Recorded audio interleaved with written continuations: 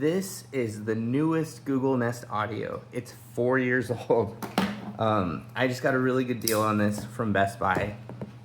It was 2 for the price of 1, $99 to get 2 of these.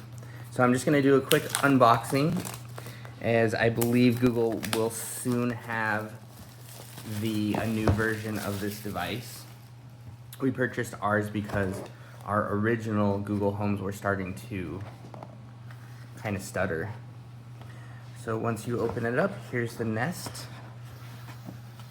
I really don't like the fabric, but there isn't another option for us. And it is really heavy. It has about the same size footprint as the original. And we got it in chalk. If you do get this new Best Buy special for 2 for 1, you have to talk to a representative to get them to create an invoice for you to have the chalk. But I have tested it out with the other one. The sound is better, and it does pick up your voice better as well.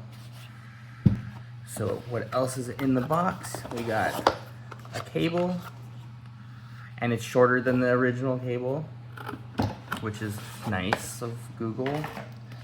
And we got some documentation.